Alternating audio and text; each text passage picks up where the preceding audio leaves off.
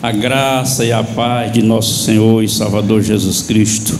Amém. Graças a Deus. Glória a Deus. A Bíblia, ela faz referência sobre nós como um povo ordeiro, pacífico. Olha que coisa boa. Ordeiro, pacífico, povo com sabedoria divina. Glória a Deus. E isso é o que a palavra refere-se a nós. Povo de sabedoria divina. Aleluia. Glória. Isso é maravilhoso, irmão. Eu sei que alguns nem se atentam para isso, por viver uma vida tão comum. E hoje nós vamos adentrar sobre um assunto muito importante. Não que os outros não tenham sido, mas muito importante, glória a Deus, para a nossa vida. Aleluia. Abra aí sua Bíblia no Evangelista João, do capítulo 13. Evangelista João, no capítulo 13. Glória a Deus. Glória a Deus. O apóstolo São Paulo, ele escrevendo aos Efésios, capítulo 1, ele em sua oração, ele pede a Deus para que Deus ilumine o nosso entendimento. Ilumine o nosso entendimento, que Ele nos dê um espírito de sabedoria, de revelação, para que Ele possa compreender a nossa vocação e o sobreexcelente poder de Deus que habita em nós. Aleluia. Precisa a gente ser iluminado, amém, ter uma mente renovada. Capítulo 13 e versículo 36. Assim está escrito: disse-lhe Simão Pedro: Senhor, para onde vais? Jesus lhe respondeu: para onde eu vou, não podes agora seguir-me, mas depois me seguirás. Disse-lhe Pedro: por que não posso seguir-te agora? Por ti darei a minha vida. Respondeu Jesus: tu darás a tua vida por mim?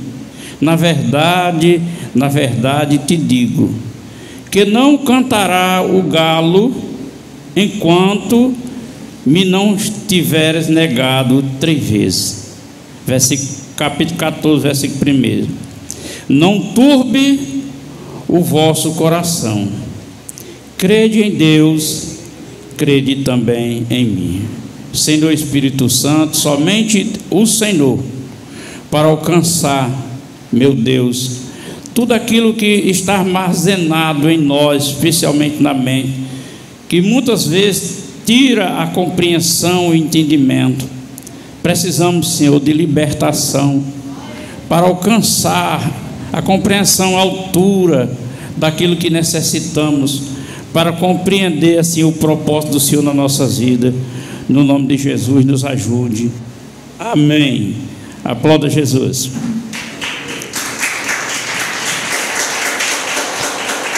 Glória a Deus. Podem se sentar. O capítulo 13 une-se ao capítulo 14 desse evangelho. E Jesus dá muitos ensinos e exemplo também para nos ensinar.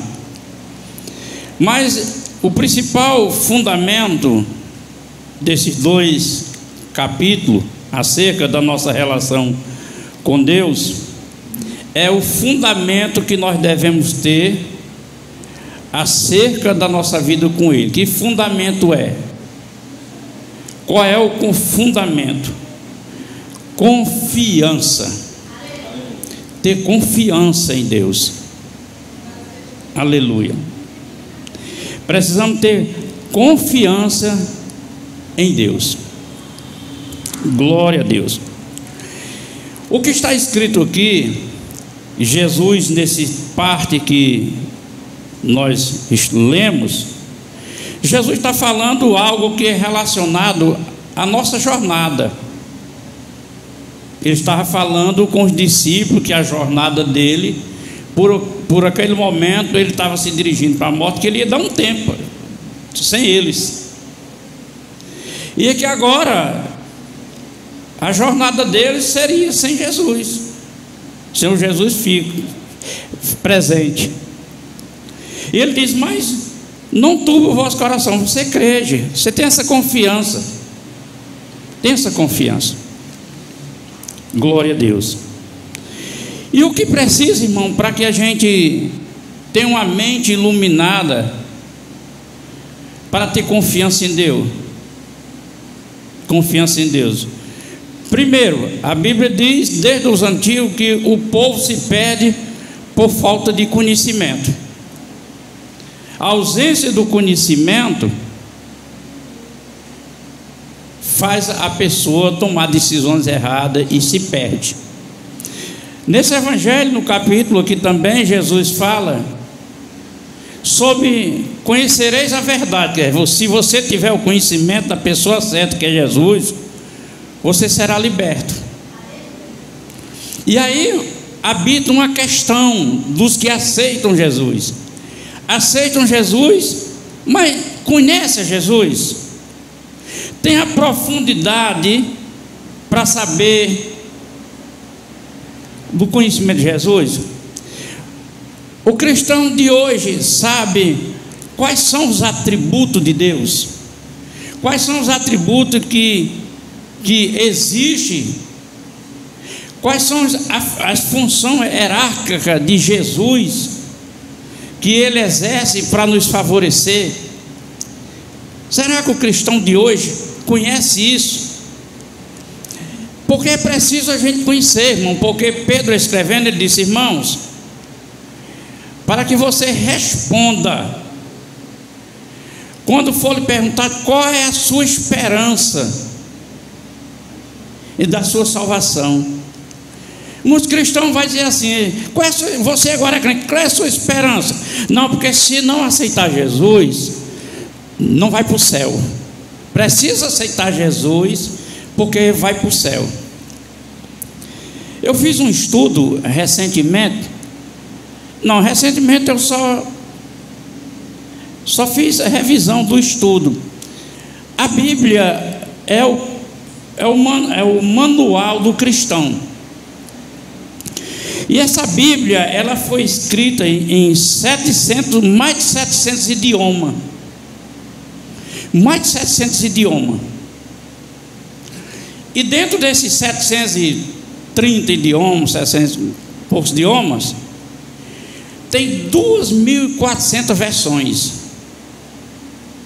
O que significa? O Brasil, são poucas as versões. Tem a NVI, a revista atualizada, tem a corrigida, tem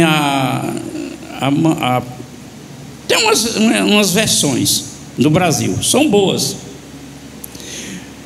Mas tem outras versões que elas são mais literais no assunto. Assim, por exemplo, Jesus disse: Pedro, você disse que vai dar a vida a mim, pois deixa eu lhe dizer uma coisa: você me negará 3 vezes antes que o galo canta.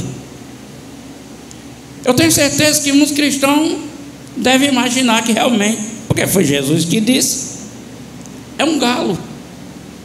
Mas não é um galo.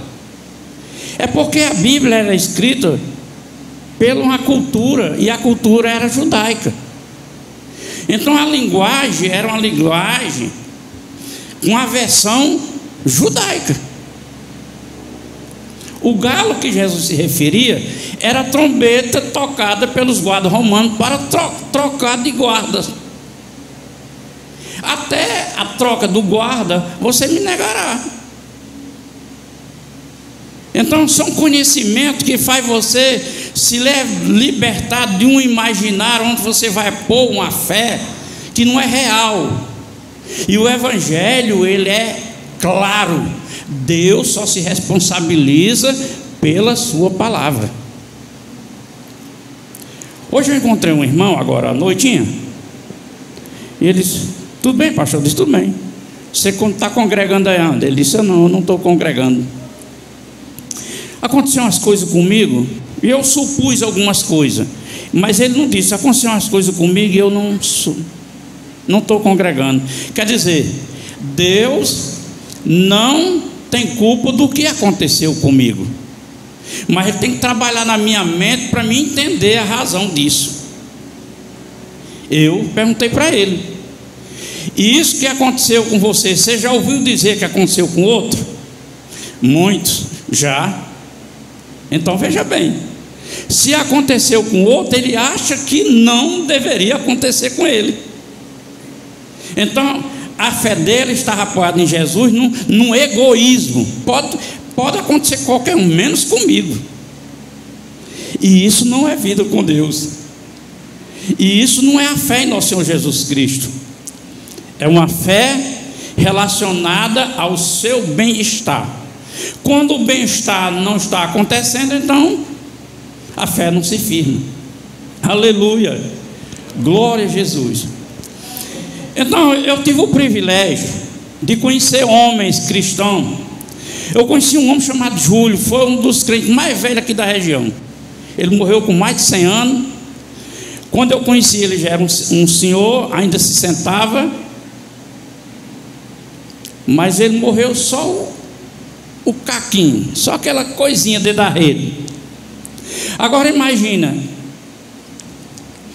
ele aceitou Jesus, rapaz, novinho, rapazinho novo. No mínimo ele já era crente há 80 anos.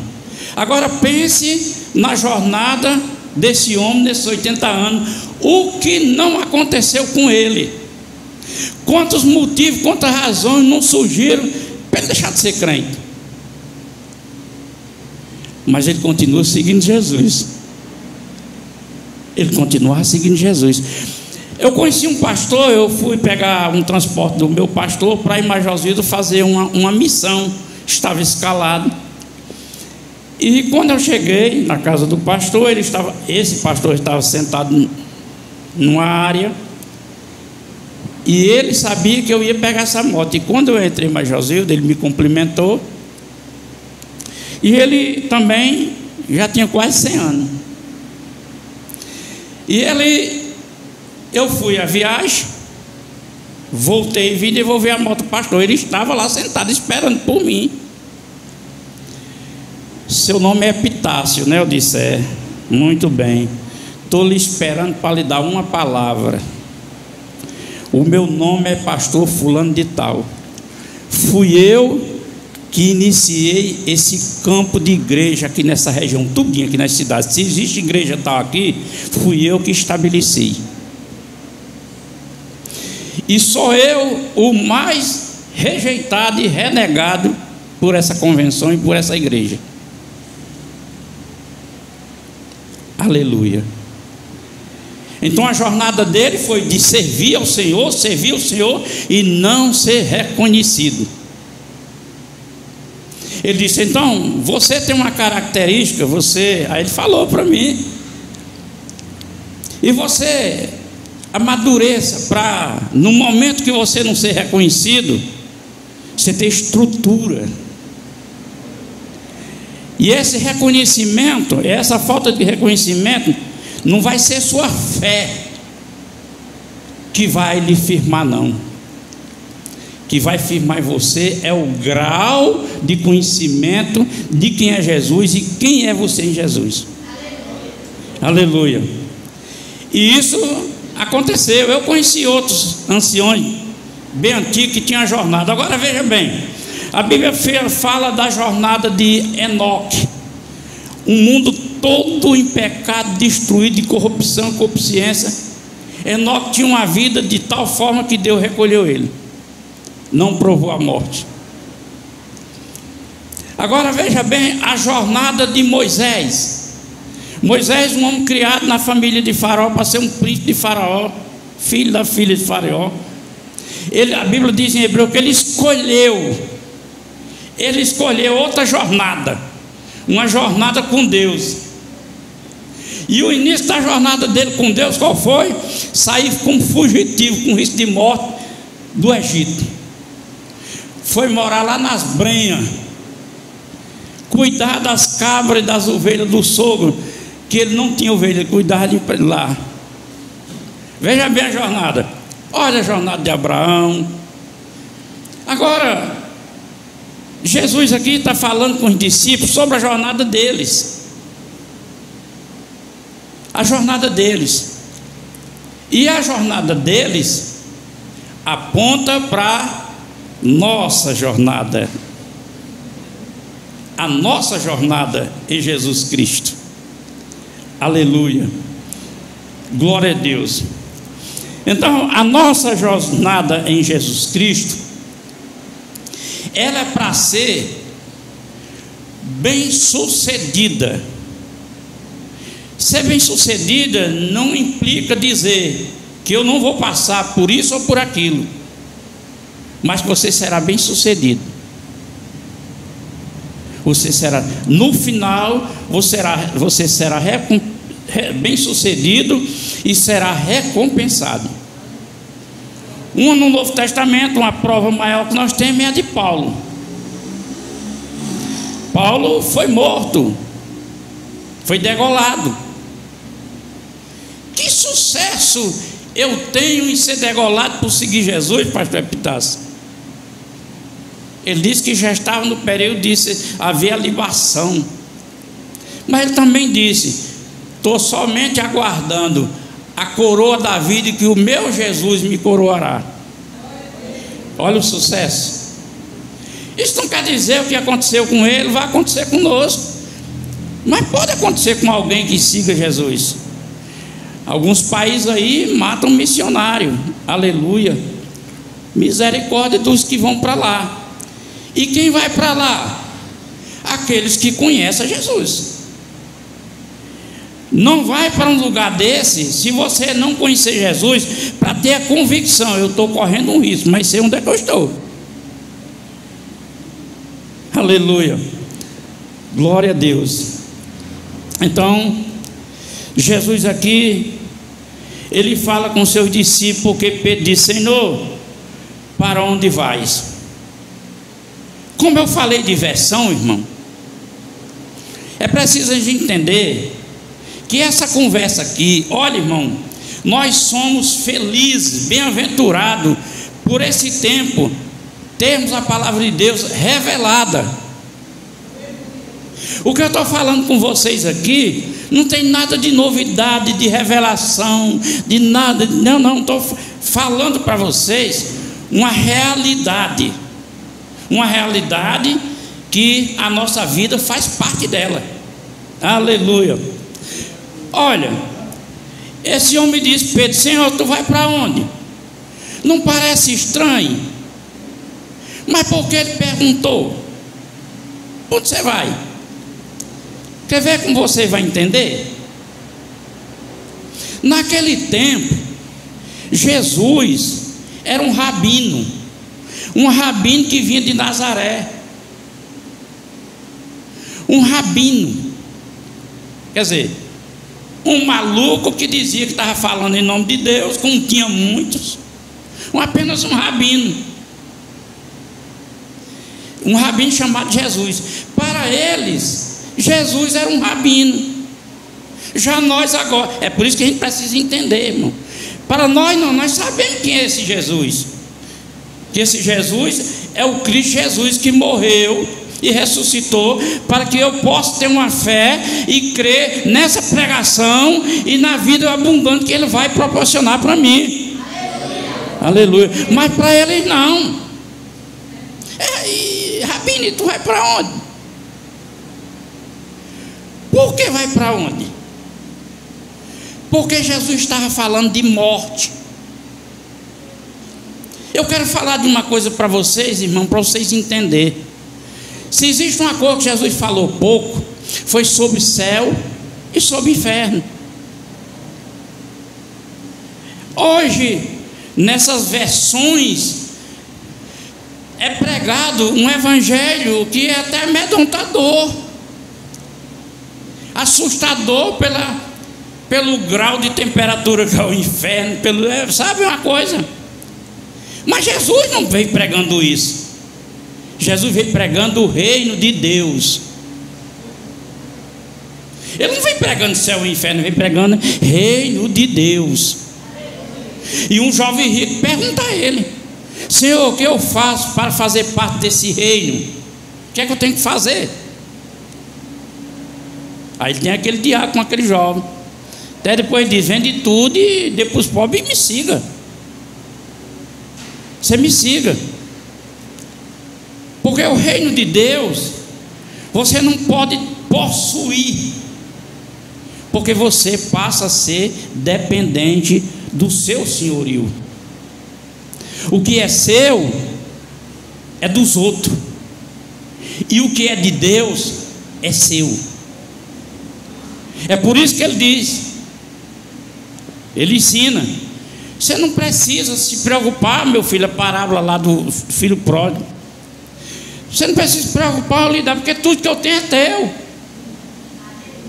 Mas como a gente aprende um evangelho que é para andar sob uma regra, só por fato de aceitar Jesus, vive uma vida distraída, sem nenhum sucesso, sem poder para superar nada, sem transformação de vida. Você sabe que ainda há muito cristão hoje, crente, que a mentalidade dele é contrária a muita coisa de Deus. Contrária, a Bíblia diz,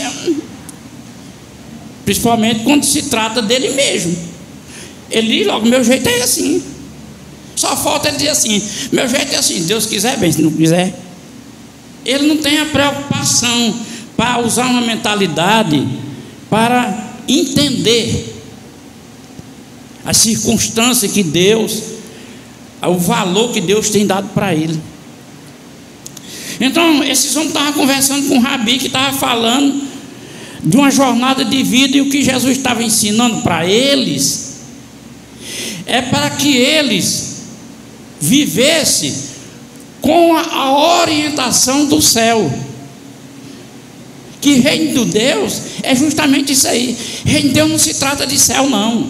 Reino de Deus se trata da terra, aqui na terra. Se trata daqui.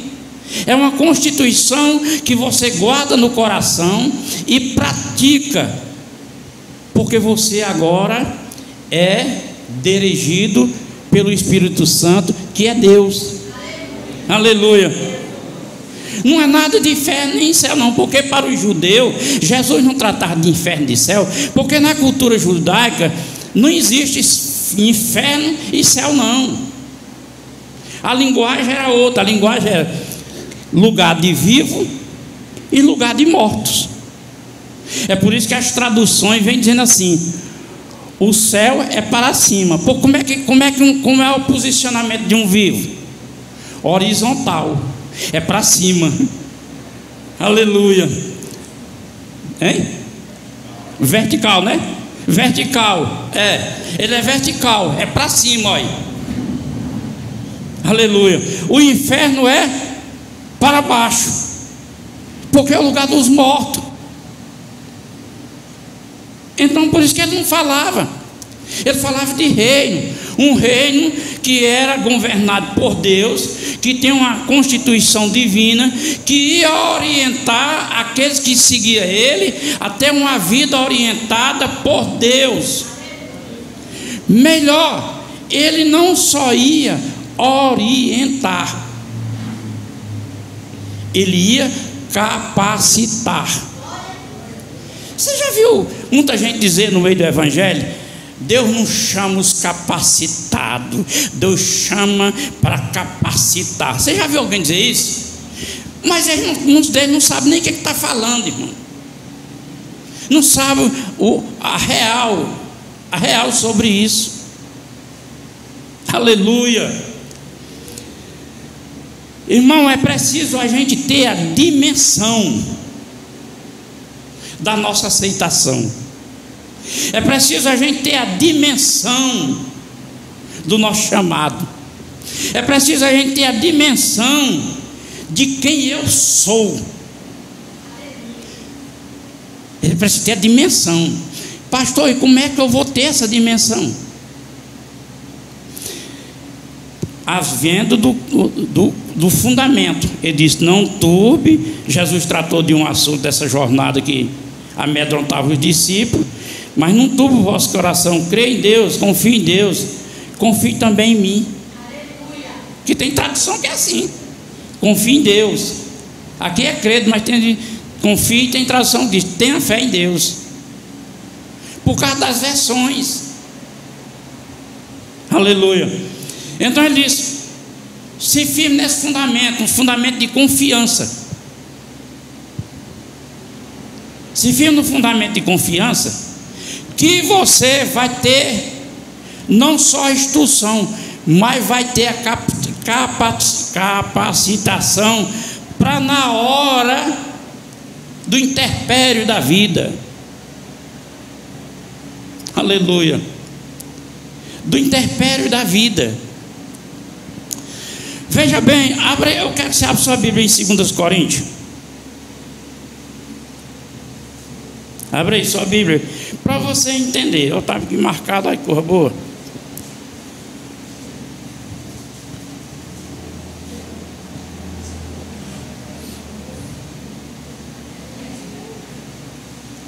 Encontrar 2 Coríntios? Diga aí: glória a Jesus. Amém. 2 Coríntios capítulo 4.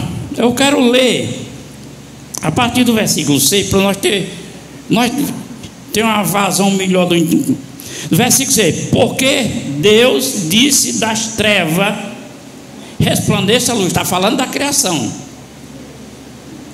Ele olhou e disse: que haja luz em meio a essas trevas. É quem resplandeceu nos corações para iluminação do conhecimento de Deus na face de Jesus Cristo. Paulo está dizendo que Jesus Cristo, assim como Deus deu uma palavra para a criação, estava dando uma palavra em relação a Jesus, para resplandecer na face dele a glória de Deus. E que resultado, e o que significa a glória na face de Jesus? O resultado que ele fazia. Ele curava cego, aleijado, expulsava demônio, porque ali era a aprovação de Deus na vida dele, para revelar para as trevas que chegou um novo domínio. O domínio era de luz. Aleluia. Que é a nossa vida. Aleluia. É uma vida que estava em treva, entrou no nosso coração a luz da face de Cristo e nos iluminou, e saltamos para fora e somos livres, iluminados. Aí ele diz: estamos iluminados com a face de Cristo. Mas espera aí, vem aí coisa. Temos, porém, este tesouro em vasos de barro, para que a excelência do poder seja de Deus e não de nós. Você está compreendendo, irmão? A capacitação, nós temos toda a fragilidade humana, nós temos todas as limitações, mas se eu entender com a luz do Espírito e compreender que Deus habita em mim, que eu sou fraco, mas Ele é forte, que eu sou pequeno, mas Ele é grande, então não vai haver impossíveis, porque eu sou pequeno, mas Ele é grande. Então eu sou apenas o instrumento dele. Ele vai fazer por meu intermédio. Mas os cristãos cita isso, fala isso, mas não age assim. Aí ele diz: temos esse tesouro, essa luz, essa face de Cristo em nós, com a sobreexcelência do poder de Deus e não de nós. Aí ele segue os acontecimentos da jornada. Você é iluminado, você é tirado para fora, você agora tem em seu ser a excelência do poder de Deus, que não é seu, mas é de Deus para operar na sua vida. Aí vem na jornada, os acontecimentos da jornada, porque Deus não promete que você não passará por nada. Aí vem na jornada: em tudo somos atribulados. Olha como já entra a conversa. Em tudo somos atribulados. E não é em todo o tempo, é em tudo. Você é atribulado às vezes com filho, com família, com trabalho, com comida. Você se atribula. Tem homem que chega em casa, nem deixou para a mulher fazer nada melhor, e quando chega diz: é isso que tem para comer, já fica atribulado. Se ele nem preparou nada para chegar em casa e encontrar coisa boa. Em tudo somos atribulados. Não é em todas as coisas, é em tudo. Tudo somos atribulados. Ele diz: olha, em tudo somos atribulados, mas não angustiado. O acontecimento surge, mas eu não me angustio, porque eu sei quem eu sou em Deus. O que está acontecendo é algo que posso superar, é algo que vai passar, é algo que Deus tem o controle. Eu posso confiar nele, não vou perder a minha paz. E a gente só alcança isso, irmão, com compreensão, com entendimento. Como Paulo diz, que Deus ilumine o vosso entendimento. Pastor, e como é que esse entendimento é iluminado? Primeiro, quando você muda a sua mentalidade. Não há espaço de Deus na vida velha, irmão. Ou você tira a velha para botar o novo, ou fica com o velho do mesmo jeito. Você tem que tirar o que é velho, joga fora. Não é que o que é velho é desgastado, não é que o que é velho não tem serventia, não faz é caber no reino de Deus. A sua mentalidade velha tem que ser a mentalidade nova, porém não angustiado, perplexo. Oh meu Deus, aconteceu como o menino lá, aconteceu o caso. Ai meu Deus, fica perplexo, mas não desanimado. A minha mente, minha cabeça, eu perdi as forças, eu não vou mais para a igreja, eu não sei, agora só Deus para trabalhar na minha mente. Oh abençoado, Deus já trabalhou, você que não entendeu, você que é egoísta, você que não soube cuidar da situação e deixou a situação cuidar por si próprio. E aí está a qualidade de vida abundante do reino. Vida abundante, aleluia. Olha só, irmão, para você entender, mas não desanimado, perseguido.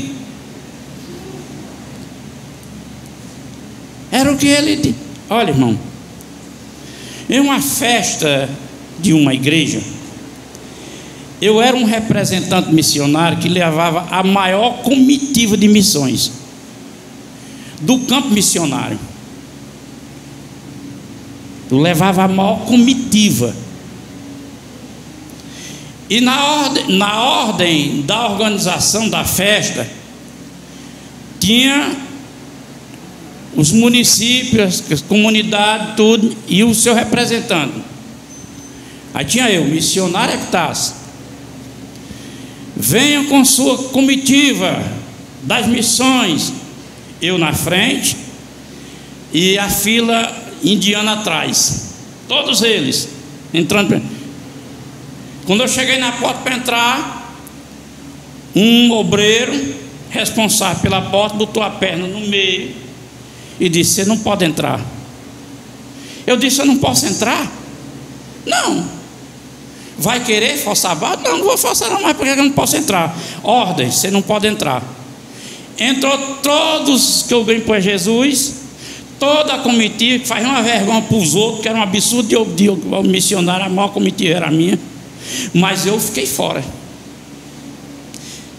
O que é que ele está dizendo aqui? Perseguido. Perseguido. Eu fiquei a festa toda do lado de fora.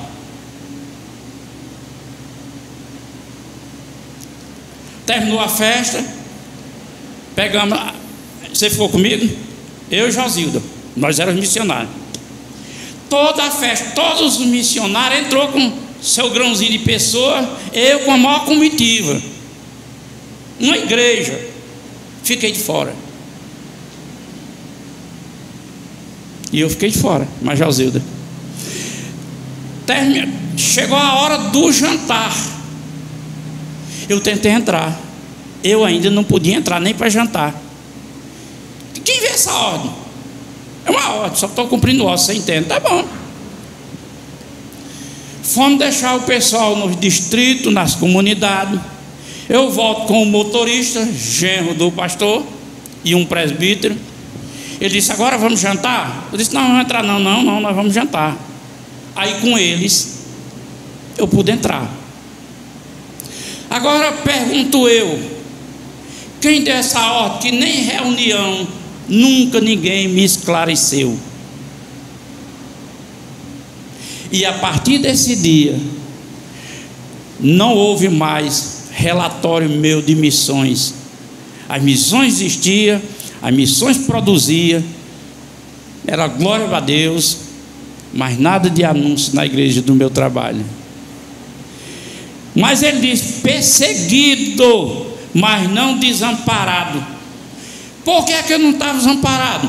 Porque Deus estava confirmando o meu trabalho. Eu não estava desamparado. E é preciso o cristão ter essa compreensão, irmão, porque a vida não é fácil. A vida não é fácil, a vida não é fácil. Hoje eu pregando com o presbítero Eldino, a Santa Ceia dele, eu fiz uma pergunta e eu respondi uma minha. Eu disse: quantos anos faz? Quando foi que você aceitou Jesus? Aí ele disse: eu aceitei, tinha tantos anos. E eu disse: eu tinha tantos. E antes de nós aceitar Jesus, o que nós fazíamos? Nós trabalhávamos, tinha que trabalhar. Nós casamos, tivemos filhos, tinha que ter responsabilidade, tinha que viajar para trabalhar em firma. Não é assim? Uma vida mesmo sem Cristo. E qual era a nossa declaração? Que nós temos fé em Deus. E é verdade, irmão. Porém, o que Paulo fala para nós, inspirado pelo Espírito Santo, assim como Jesus falou, que a questão não é eu ter a fé em Deus, é eu ter a fé de Deus.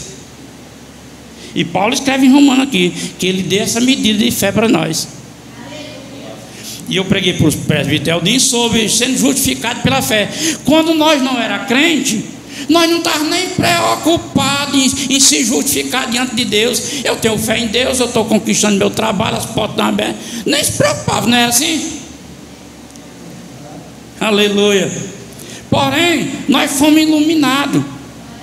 Aí entendemos que nós precisamos ter a fé de Deus, que é Cristo Jesus. Porém, ainda que a igreja hoje tenha essa fé, a igreja, os cristãos não estão sabendo exercê-lo.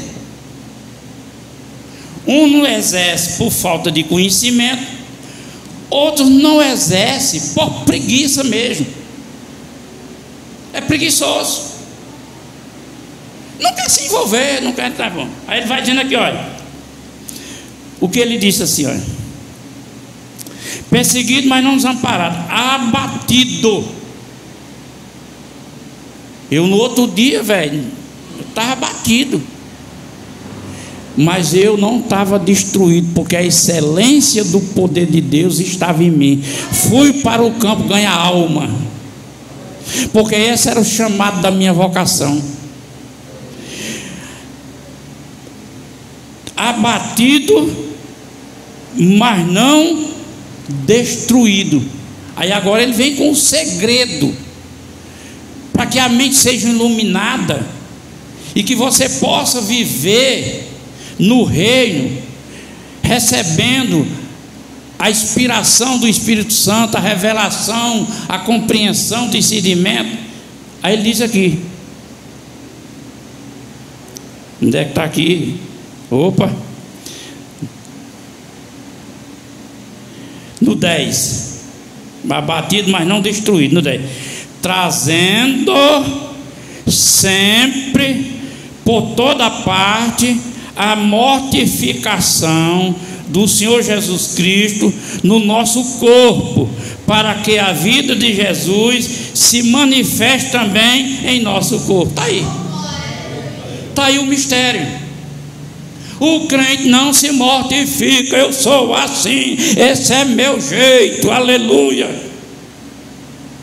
E pode ouvir palavra, que não é questão de Deus não falar não, é questão de não obedecer. Ele tem que ir modificando a sua carne para poder caber Cristo, porque Cristo é quem tem a fé de Deus, como Paulo diz, que não habito mais eu em mim, mas quem habita em mim é o Filho de Deus, e a fé que eu tenho agora é dele. Sair do sistema não é fácil. Sair do sistema não é fácil, porque requer disciplina. E como Jesus estava dizendo a Pedro acerca dessa jornada, Pedro disse: Senhor, para onde vais? Esse questionamento é para quem não tem informação. Se ele tivesse a informação que nós temos hoje, que o Cristo que estava ali, o Jesus, não era apenas o rabino, mas ele era verdadeiramente o Messias, era ele que ia como cordeiro sacrificar para dar vida a nós, ele ia questionar isso?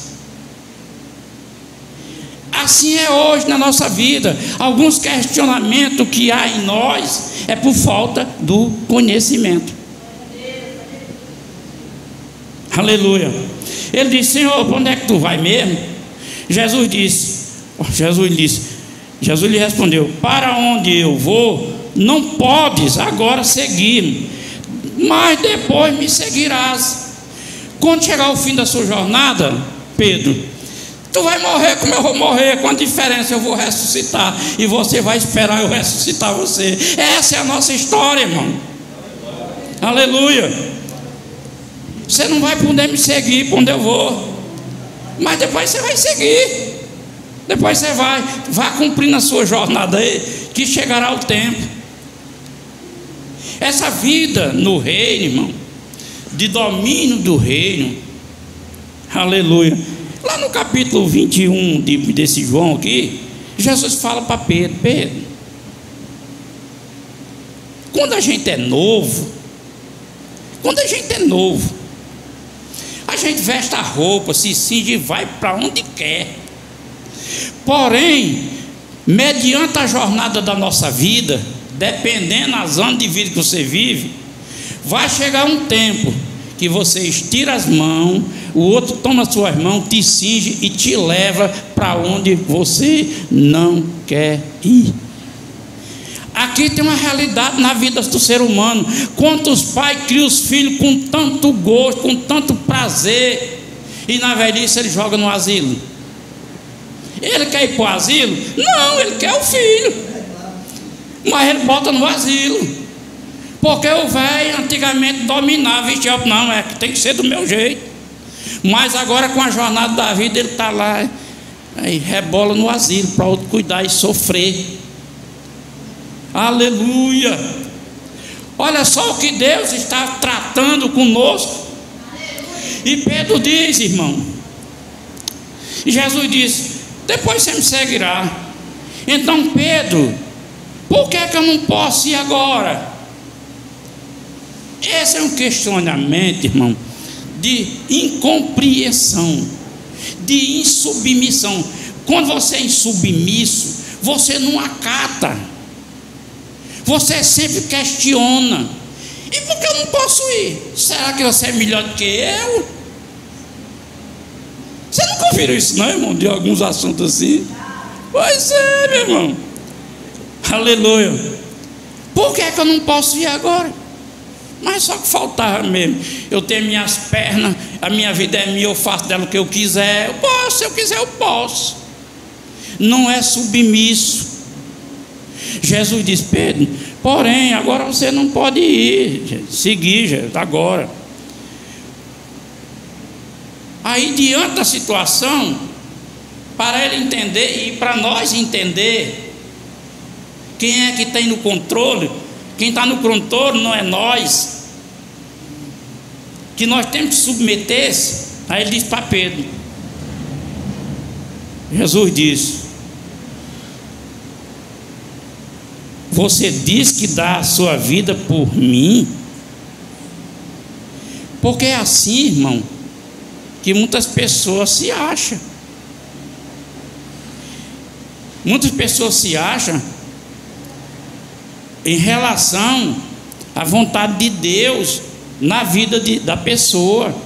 Tem gente que você vê que tem gente que não queria que te morresse não, porque Deus não tirou eu, não deixou ele. Era muito bom se Deus voltasse, então eu vou levar você também. Pronto. Porque na verdade é só uma insubmissão, uma rebeldia diante do controle e da vontade de Deus. Aleluia. Aí ele disse: olha, Pedro, você não pode seguir, você não pode dar sua vida por mim. Jesus respondeu: tu darás a tua vida por mim? Na verdade eu te digo que não cantará o galo enquanto não tiver negado 3 vezes. Para revelar quem tinha o controle da coisa, para a gente saber, irmão, quem é que está no comando. Que hora Jesus disse isso para Pedro? Ao entardecer. O galo cantou, quer dizer, a trombeta tocou de manhã, 5 horas, quando trocou o turno de guarda.